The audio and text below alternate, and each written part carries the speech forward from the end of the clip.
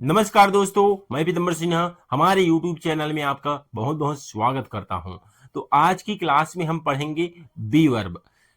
Sentence बनाने का दो प्रकार होते हैं, दो पैटर्न होते हैं। एक जिसमें मेन वर्ब का यूज किया जाता है और दूसरा जिसमें मेन वर्ब का यूज नहीं किया जाता है। तो जो मेन वर्ब का यूज नहीं करते हैं उसमें सेंटेंस बनाना बहुत ईजी होता है। तो स्टार्टिंग हम बहुत ईजी से करेंगे, एकदम बेसिक से करेंगे।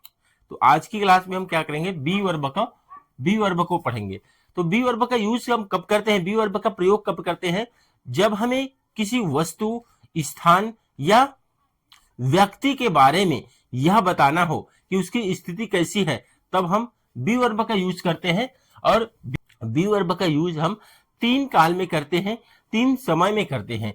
प्रेजेंट में करते हैं, और पास्ट में करते हैं, और फ्यूचर में करते हैं। जब हम प्रेजेंट में लाइन बनाते हैं, जब हम प्रेजेंट में सेंटेंस बनाते हैं, तब हमें तीन प्रकार की हेल्पिंग वर्ब की आवश्यकता पड़ती है। जब हम प्रेजेंट में लाइन बनाते हैं, प्रेजेंट में सेंटेंस बनाते हैं, तब हमें तीन प्रकार की हेल्पिंग वर्ब की सहायता पड़ती है। फर्स्ट इज, सेकंड एम और आर।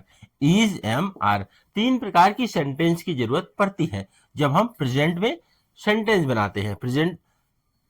प्रेजेंट समय में हम तीन प्रकार की हेल्पिंग वर्ब का प्रयोग करते हैं। वर्तमान काल में तीन प्रकार की हेल्पिंग वर्ब का प्रयोग करते हैं, इज, एम, आर। अब हम इज, एम, आर का प्रयोग कहां कहां करते हैं, इसका यूज कहां कहां करते हैं, ये हम देखेंगे। तो इज का प्रयोग हम सिंगुलर सब्जेक्ट के साथ करते हैं। इज का प्रयोग हम सिंगुलर सब्जेक्ट के साथ करते हैं, जैसे ही, सी, इट या कोई नेम हो गया। ये क्या है, ये सिंगुलर सब्जेक्ट है। एम का प्रयोग हम केवल आई के साथ करते हैं। एम का प्रयोग हम केवल आई के साथ करते हैं। और आर का प्रयोग हम प्लूरल सब्जेक्ट के साथ करते हैं। प्लूरल सब्जेक्ट के साथ हम आर का प्रयोग करते हैं, जैसे आपका यू हो गया, और वी, दे, और या फिर दो नेम, आपका ये हो गया प्लूरल सब्जेक्ट। अब हम स्ट्रक्चर देख लेते हैं इसका। पहले क्या आएगा स्ट्रक्चर में, इस सब्जेक्ट आएगा इज, एम, एम या आर। उसके बाद आएगा ऑब्जेक्ट। ये नेगेटिव स्ट्रक्चर, ये है आपका सिंपल स्ट्रक्चर, ये है नेगेटिव स्ट्रक्चर। यहां पे हम इंटरोगेटिव स्ट्रक्चर, इंटरोगेटिव स्ट्रक्चर, यहां पे इज, एम, आर आ जाएगा पहले, उसके बाद सब्जेक्ट, सब्जेक्ट और ऑब्जेक्ट।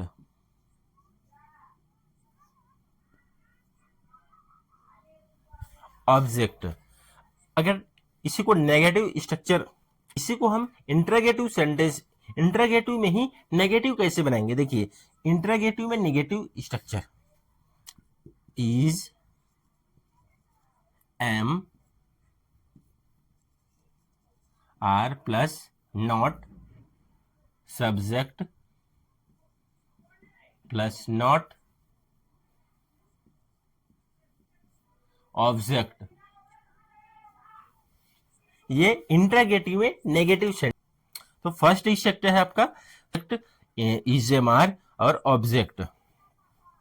सेकंड है, सेकंड स्ट्रक्चर है इंटरोगेटिव नेगेटिव स्ट्रक्चर है। सेकंड आपका, second subject is, am, are, not और ऑब्जेक्ट।